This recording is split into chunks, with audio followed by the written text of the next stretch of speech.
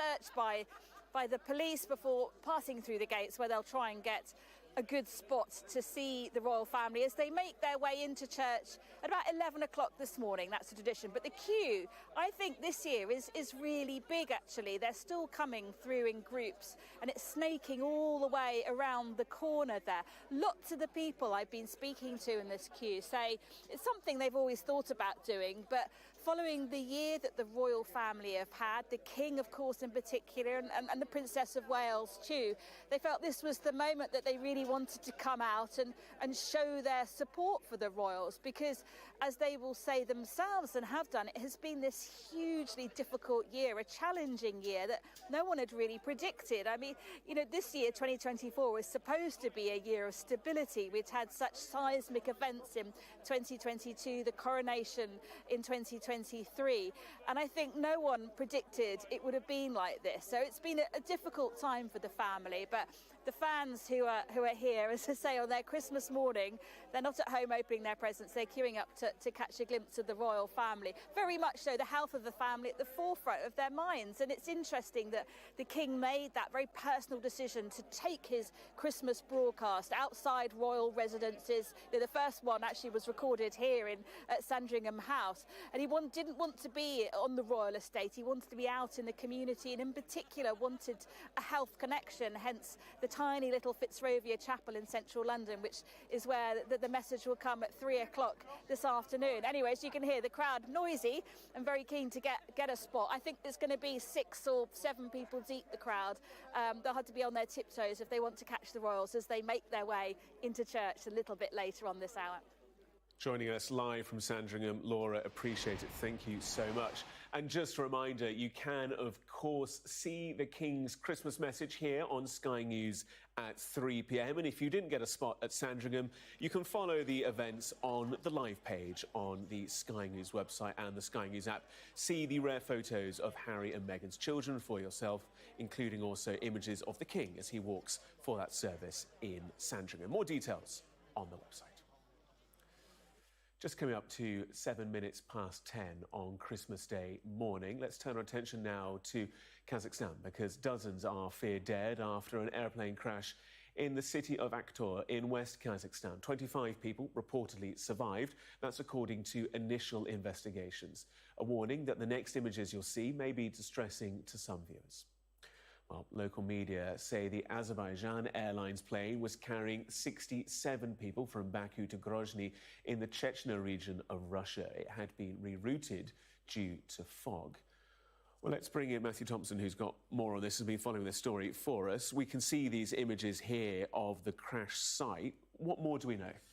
Well, look, more information coming out all the time. I mean, these images themselves are really, truly extraordinary. And in some ways, it is extraordinary that anybody walked away from that at all. You can see that the back piece of the fuselage, which seems to have remained largely intact, and actually pictures that we're not showing you yet show emergency workers pulling people out of that piece of fuselage, people limping and walking out. Now, the numbers are being updated all the time. The latest we have now from the Kazakhstani emergency authorities is that 28 people have survived, but that could still mean that over 30 have lost their lives. There were reportedly 62 passengers and 5 crew members on the flight.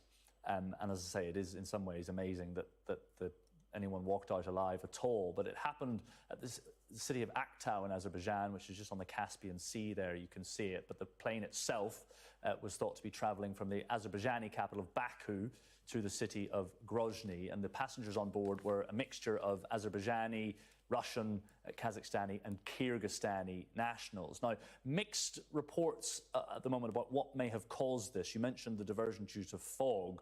Russia's Civil Aviation Authority is now quoted as saying that their preliminary information suggests the pilot made a diversion to Kazakhstan airspace because a bird strike had created what they describe as an emergency situation on board. So at this point...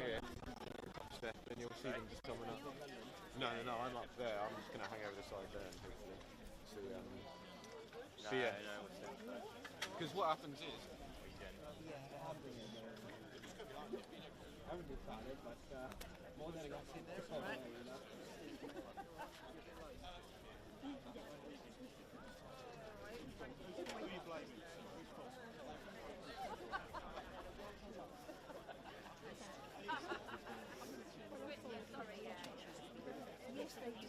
Terrible, man.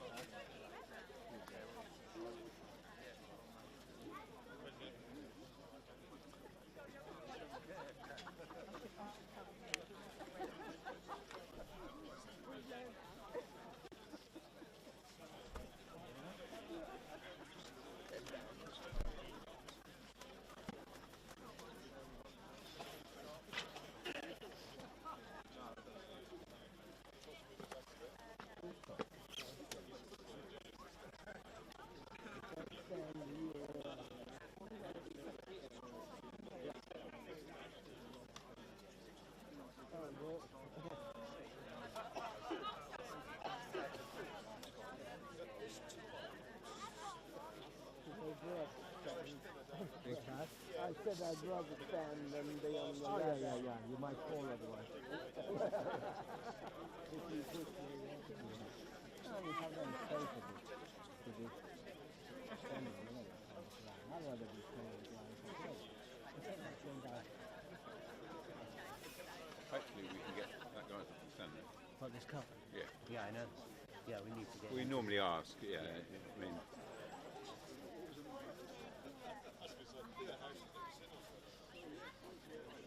Otherwise we're slightly well, no, goosed. I mean, Otherwise normally, we're slightly goosed, well, aren't we? you normally ask, and Yeah. and they're normally, Amenable.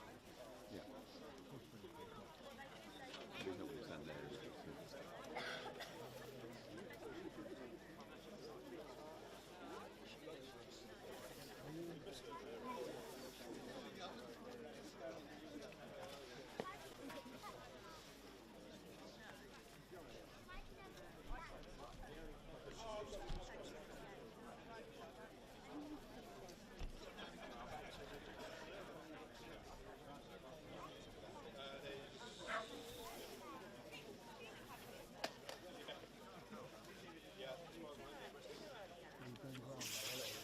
Well, hopefully. Depends what.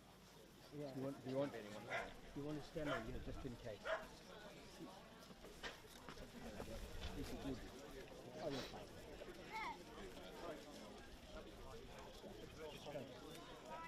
Good. Down the end. Yeah, it's basically when it comes to this corner.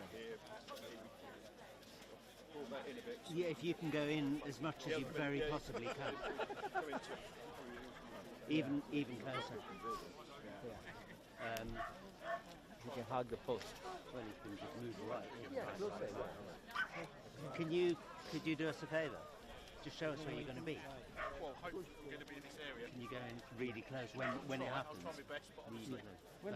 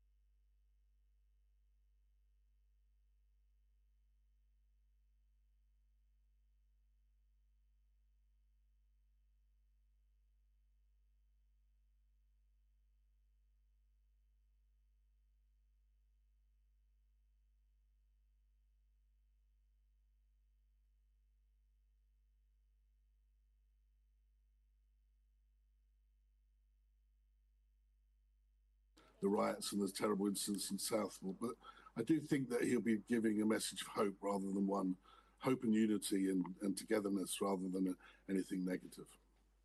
And does the monarch give a separate speech to the Commonwealth? Is there a Christmas Day message to the Dominions and Territories? I mean, the whole of this message will be distributed to the Dominions and, as they're called, in the realms. But, you know, it's very important to the King. As we saw, even though he was suffering, were being treated for his cancer diagnosis, he still made that important visit to Australia, but also to make it for his first time to be as head of the Commonwealth, to be at the CHOGM, the Commonwealth Heads of Government Summit in Samoa. So, yeah, the Commonwealth is hugely important to the King.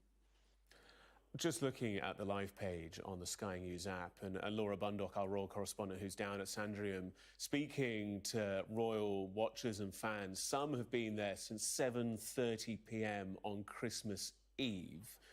And Wow. she's reported that the lines and the attendance seems even bigger than in previous years. Where do we stand with regards to kind of royal support and support for the King and the monarchy? It's been very consistent, actually, since the death of her late Majesty the Queen. I mean, there are a lot of people saying that the support would have gone away. There were obviously some protests both at the coronation, which were quite a long way away. But the reality is it's been fairly consistent. And I think that there's an awful lot of warmth towards His Majesty the King. I think the King has done a terrific job, you know, in difficult circumstances. And also, I think in pulling the family together in terms of with William and Catherine, Prince William should be given a special note for the work he has done, along with Queen Camilla, because whilst Catherine and the King were going through the early stages of their treatment, those two really did carry the responsibility, and I think that certainly deserve our respect. Robert Jobson, Royal Editor at the Evening Standard. Appreciate you sharing your time with us on Christmas Day. Wish you a great afternoon as well. To you. Thank you. We will bring you more developments, and as we get them here on Sky News from Sandringham, more as well on that live page on the Sky News app. In the meantime, local businesses in Wales have branded the government's plans to introduce a tourist tax as very worrying. It's feared more than 700 jobs could be lost as a result of the £1.25 a night charge. The government says the money is needed to help fund local services. Amanda Acas has more details. I'm just ready. Not a lot of sun today.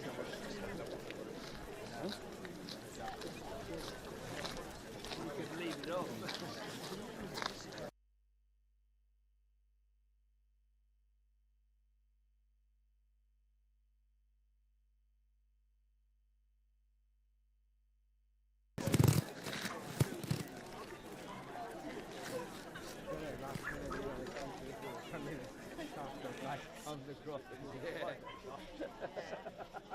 Yeah, right. You know, better prepared.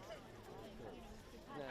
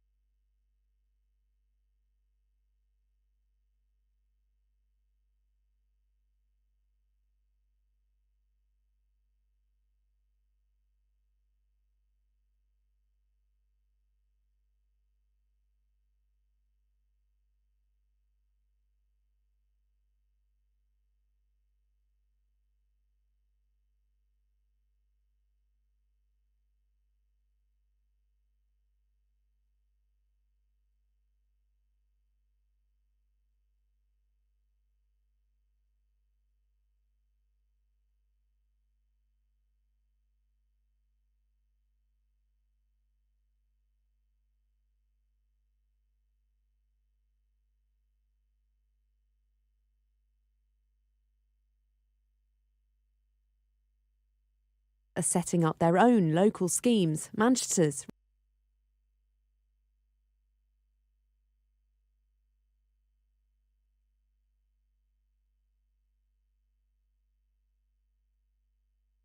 economy if we had a tourist tax. Our resources here are precious. It's pretty naff.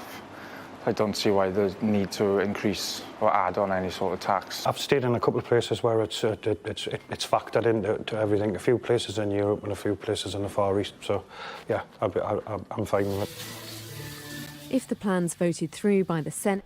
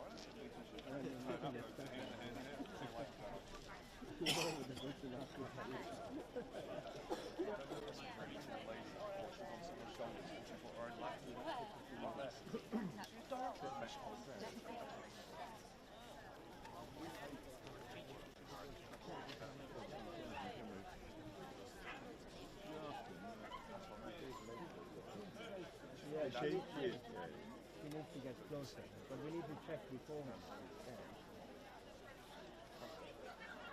Better do it now before it's too late. Where's the lady?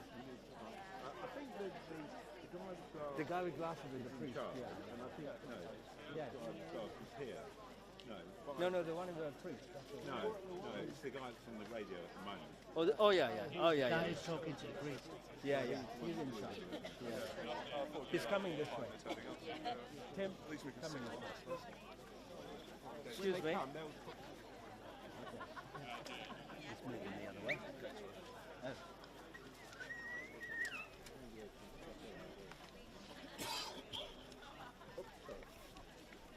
You're determined to knock me out.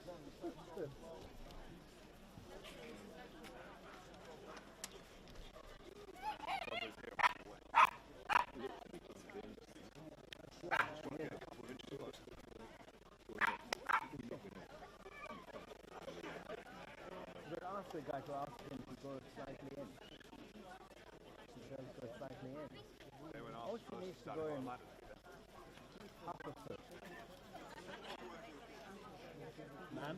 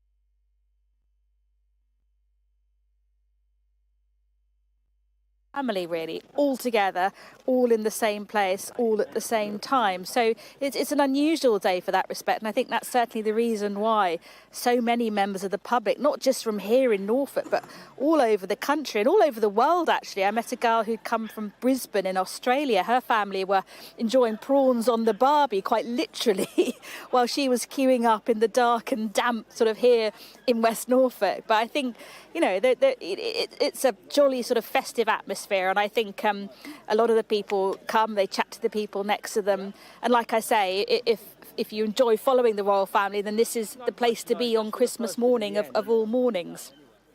It certainly is, and we are watching closely for those arrivals. And of course, like you say, many people engaged by the openness and the candour of the royal family, especially with regards to the King and also Catherine as well. But many people will also be taking a moment to consider how, let's be honest, it is a normal working family with its trials and tribulations amongst some of its members too. Yeah, I think that's certainly, I mean, I think you'll need to look at the location the King personally chose to deliver his Christmas message from, that tiny chapel connected to a former hospital in the centre of London, to realise that health is one of the big themes, isn't it, of course, for the family. But also a sense of community as well, I think, for them. And, you know, the faces change. I think that's the King we can see just on the left coming through now. The faces change. Prince Andrew won't be here after his connections with the alleged Chinese spy, but you know, there are people coming, there are people not coming, but I think the royal fans tell me they don't mind who's here as long as there's somebody to see. And I think there we go. Let's take a look as the royal family make their way towards St Mary Magdalene Church here in Sandringham.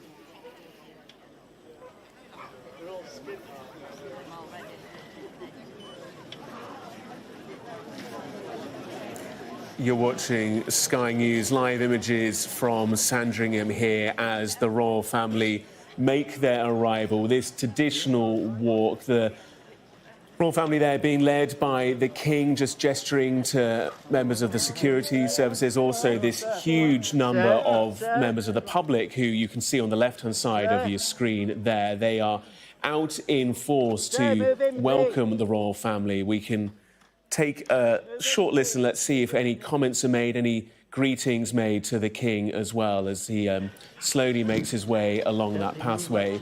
You can see the huge interest from the press too. And Laura, this is the moment that people have been queuing for overnight.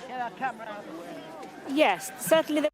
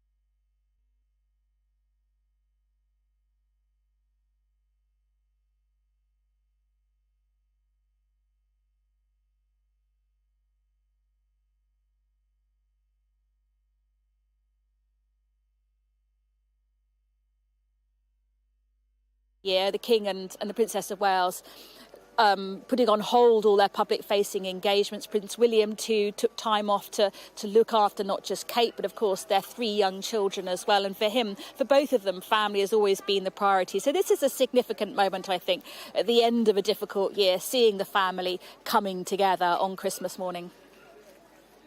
Laura, appreciate it. Thank you. Let's leave Sandringham, take you live to the Vatican now, where we can see the Pope and members of the Vatican and members of the faithful there, Catholics who will have gathered in the Vatican, waving, one can only assume, to the Pope, who is celebrating Mass. This follows the Pope presiding over Christmas Eve Mass at the Vatican yesterday.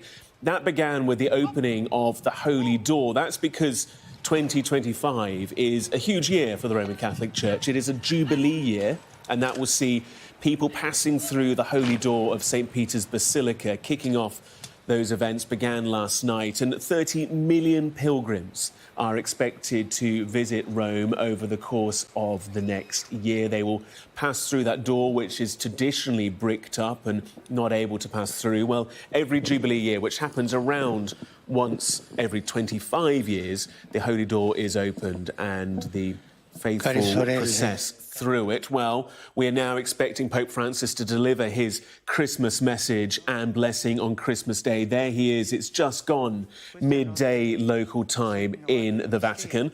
Let's take a short listen. La Vergine Maria ha dato a luce Gesù, il Figlio di Dio, e lo ha avvolto in fasce. Son of God, wrapped him in swaddling clothes and laid him in a manger. That's how the shepherds of Bethlehem, filled with joy, found him as the angels sang, "Glory to God and peace to man." This event, which took place over 2,000 years ago, is indeed made new thanks to the Holy Spirit, the same Spirit of love and life, who made fruitful the womb of Mary, and from her human flesh formed Jesus. Today, amid the travail of our times, the eternal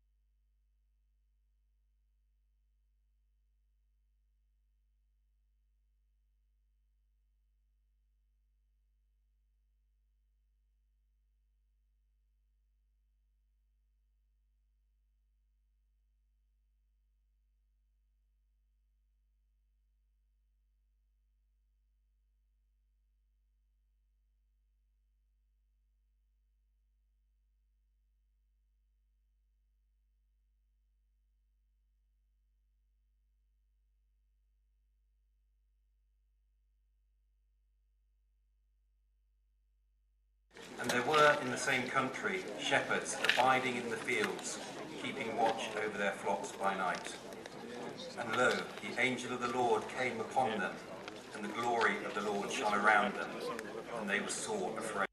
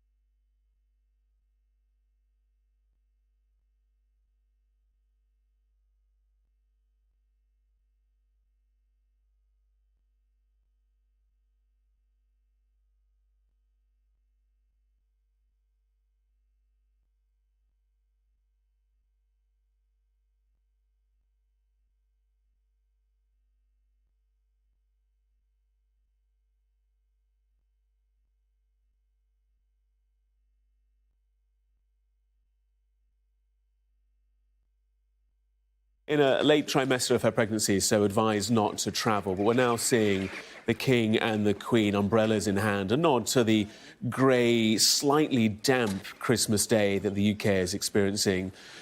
Walking towards members of the public now, who you'll soon see emerging into the right-hand side of the shot here. They have been queuing for hours. Our correspondent Laura Bundock, who is down in Sandringham, spoke to one well-wisher who's been there since 7:30 p.m. on Christmas Eve. But there you can see the royal family slimmed down in recent years. Obviously, no Prince Andrew, no Duchess of York either, Sarah Ferguson, no William, no Harry and Meghan either, but you can now see this is the traditional walkabout now that many people, especially locals to the Sandringham estate, wait so patiently for year after year. It was a fairly swift entrance into the chapel ahead of that roughly hour-long service, but now this is the opportunity for members of the family to pay a bit of time and attention to well wishes. You can see the King leading the waves there as William and Catherine and the children make their way towards the public too, followed on by other members of the royal family. You can see Beatrice there just greeting the vicar. And this has been slimmed down members of the family, obviously, as we've heard some of the controversies with regards to the King's brother, Prince Andrew. He's stayed away. Some reports that he was advised to do so by his ex-wife, Sarah Ferguson. And now you can see members of the royal family meeting members of the public. Let's just see if we can take a listen to anything that's being said.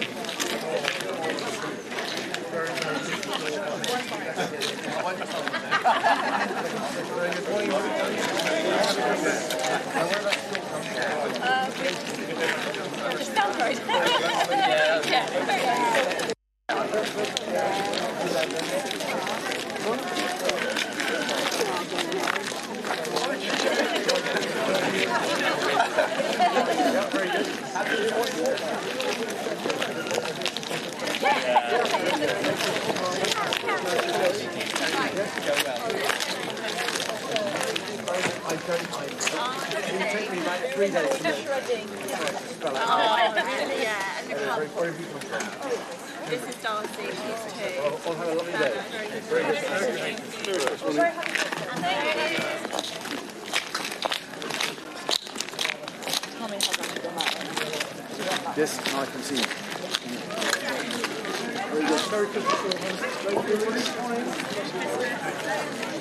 Don't guys have to wave that way.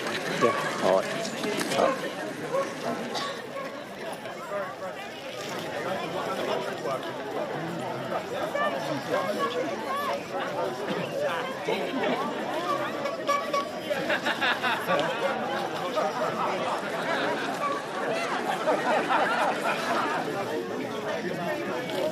Excuse me, sir.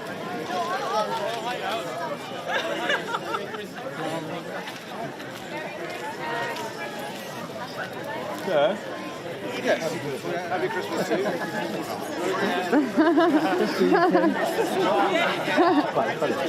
That was quite...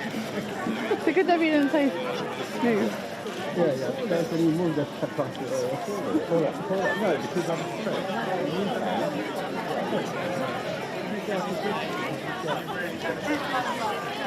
Pull out it.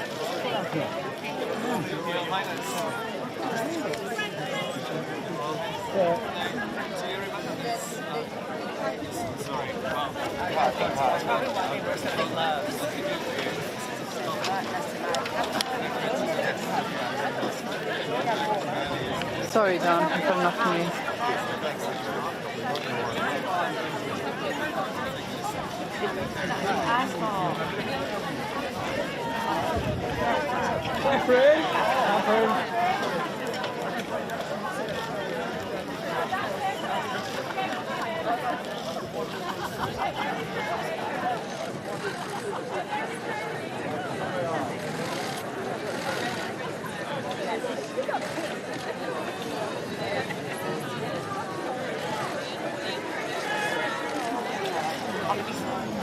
I've done a lot before.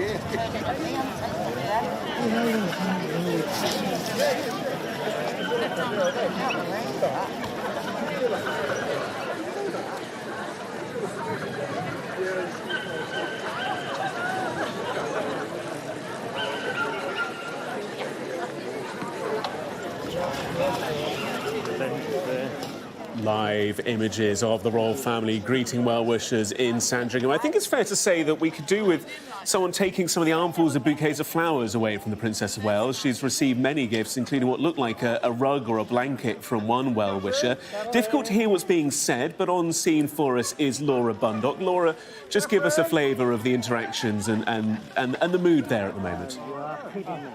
Yeah, I think you can see these are the people. I recognise many of those faces. They've been queuing since the early hours of this morning, and there they are right at the front with that great view, able to shake the hands of the members of the family as they walk past. In fact, you can see coming up to the Princess of Wales there is John with the hat and all the badges on it. He was the one man who braved it here late last night, arriving at 7:30 in the evening, desperate to say hello to the Princess of Wales. It had meant, I think, to him so much to be here, as many of the people who come to pass on his support, his well wishes. There he is now speaking to the Princess of Wales. That's John, who arrived late last night.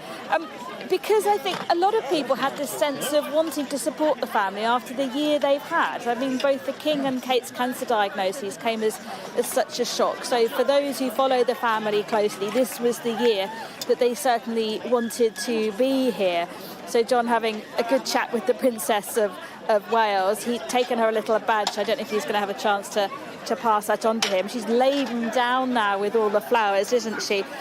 I think the majority of people here will say that Catherine was the person they'd wanted to see. I think having seen so little of her, especially this year, she's always the one the real royal fans want to meet. But the King and Queen led the family outside the church and looked in very good spirits as they started that walk back to Sandringham House, taking their time to talk to the people who, well, in John's case, have been queuing for a good few hours to sort of say hello and to sort of to pass on their best wishes. So people still at Sandringham queuing up to see them. And we talk about tumultuous here. It feels a bit of a cliche, but it really has been a year that no one saw coming. I think we were saying, weren't we, about 2022, but so much changed. The coronation last year. This was a year where things were returning to normal, or so we thought. And it was, I think, a shock, really, that the dual cancer diagnoses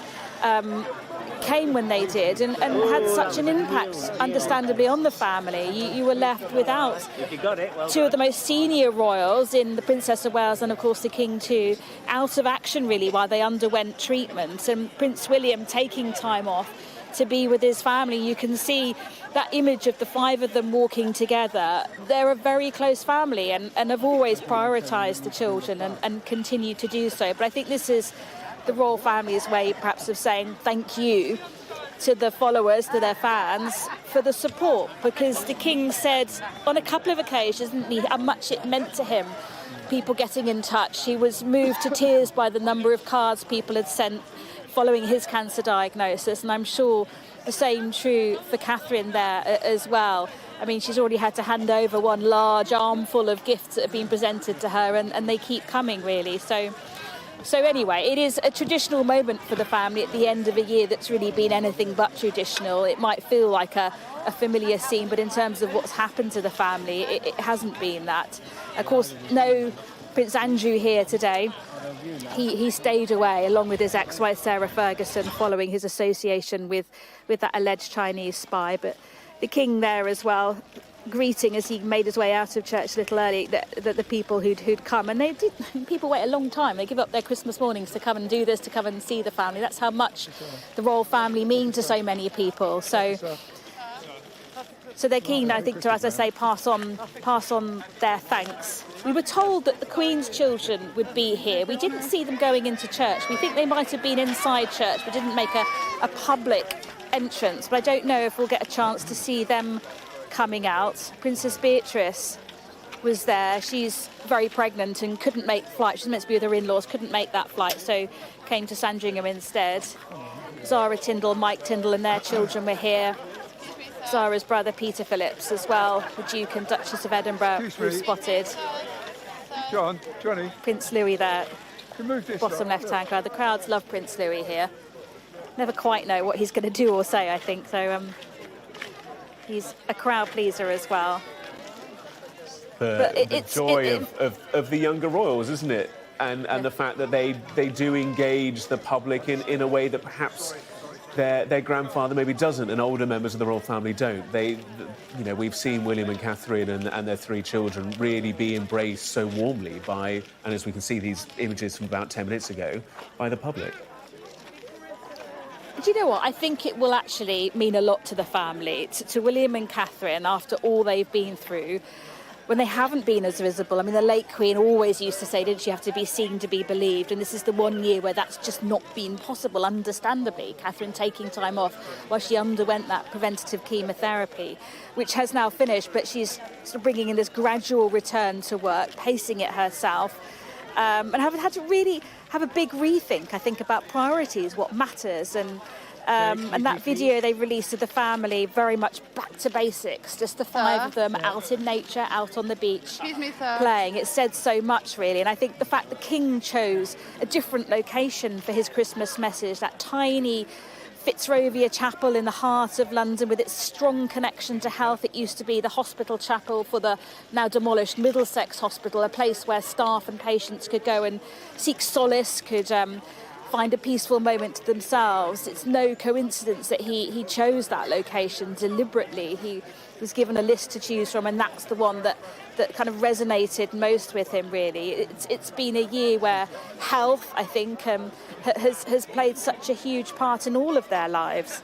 And so at the end of the year, I think more perhaps than ever before, seeing the crowds here, the family all being together, feels significant and feels like a big moment for them all. And they do seem to be enjoying it, don't they? The crowds are loving it too. That lady there with the tinsel, laughing a lot.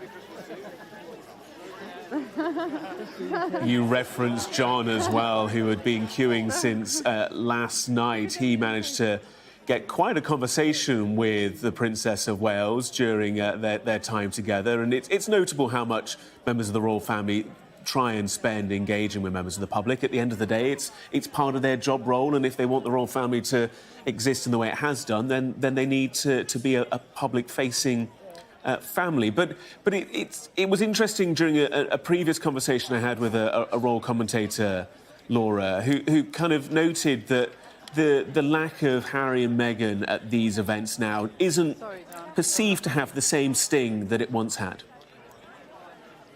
No, I think that's fair to say. I mean, it's obviously been a while since Harry and Meghan have come to Sandringham for Christmas, and their absence felt perhaps more keenly a few years ago than maybe it is now. We're just used to it now that they're not working royals. They're a member of the royal family, but not working royals. We don't see them in these big moments. But I think it was an interesting point you made there. I think the royal family are well aware that they only exist because a majority of people accept that, and these are the kind of moments where it sort of validates that in many ways for them. So it is important for them to show their support as people sort of support them in return as well. And it's a year that could have been so different for the monarchy as well. We still don't really know how it will all end. As anyone who's had a cancer diagnosis will know, it's an uncertain time. And I think they enter 2025. The King is still having his treatment. It's still ongoing.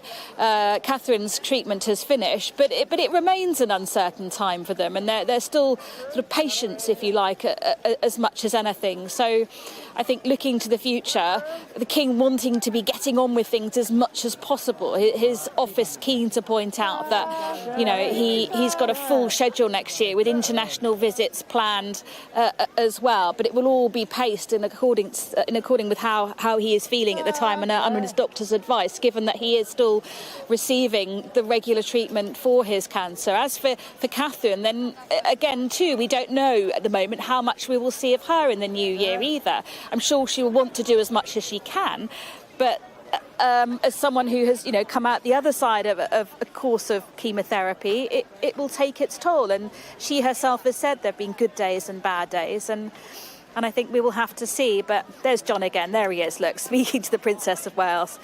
Trust me, he'll be tickled pink by that. If anyone here, these crowds, this has been a big crowd this year, I would say. If anyone is tickled pink, it'll be John today, won't it?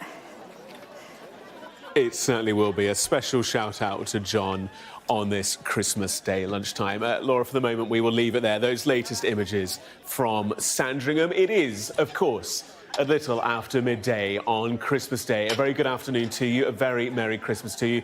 Thank you so much for joining us here on Sky News. Gareth Barlow with you for the next few hours. Well, as we've been saying, the King and Queen have attended the traditional Christmas morning church service in Sandringham. They were joined, there you are, by other members of the royal family.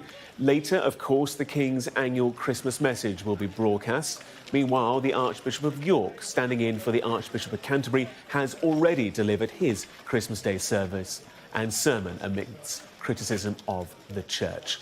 Well, like I say, we will hear from the King and the Christmas message at 3 p.m. It will be broadcast here on Sky News. Well, I mentioned the Archbishop of York, soon to replace the Archbishop of Canterbury because he's standing down shortly, and he's delivered his Christmas Day sermon and called for change in actions, not words. That follows Justin Welby's decision to stand down after sustained criticism of his leadership of the church following several sexual abuse allegations. This Christmas, God's church itself needs to come again to the manger and strip off her finery and kneel in penitence and adoration and be changed. At the centre of the Christmas story is a tiny, vulnerable child. A child that Herod's furious wrath will seek to destroy. For like every tyrant, Herod cannot abide a rival. And I believe that the Church of England I love and serve, needs simply to look at this vulnerable child, at this emptying out of power to demonstrate the power of love. For it is in this tiny, vulnerable child that we are invited to see God. Well, from York to the Vatican, because the Pope has delivered his Christmas message and called for talks between Ukraine and Russia to end the war that began when Moscow illegally invaded in 2022. In his Christmas Day address, Pope Francis mentioned the Ukraine conflict directly and called for boldness.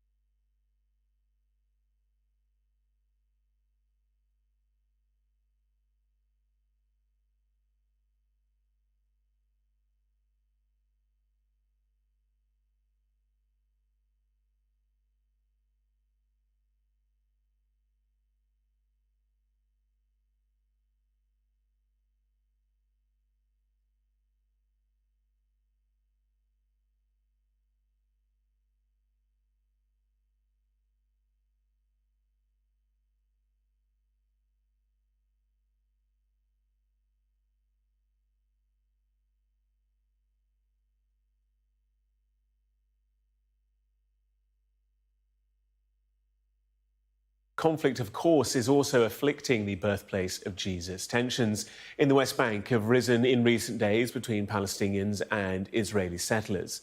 The Palestinian Authority has appealed to the United Nations about what it describes as violations by Israeli settlers. Well, Palestinian Christians in the West Bank are marking their second Christmas since the October 7th attacks on Israel, which triggered the war in Gaza and led to wider regional conflict. The territory is occupied by Israel. Palestinians say the land's theirs, and most countries deem Israeli settlements to be illegal. For its part, Israel disputes that, citing historical and biblical ties. Well, our correspondent, Yusra Al-Bagha, reports from Bethlehem. A blessing for the Nativity, the birthplace of Jesus Christ. A site that's been worshipped for over 2 millennia, heavy with sadness and grief. The custodians are mourning the war in Gaza, and the emptiness has made their community more vulnerable than ever. Illegal settlements are encircling Bethlehem, and this Christmas, Alice and her family are waiting on a Supreme Court decision on whether they can return home. Our land, do you see the old house there? Yeah. It's the one next to it, from the street until the last baby tree there. How many generations live there? More than 5-6 generations, like more than 50-60 years more. As Palestinians, Christians, we cannot really have our freedom to move here freely, and it's getting worse. For over 2 decades, the movement of people here has been restricted by this wall. This huge looming wall separates Bethlehem from Jerusalem, and that divide is felt more deeply than ever in Christmas, where people from where he was born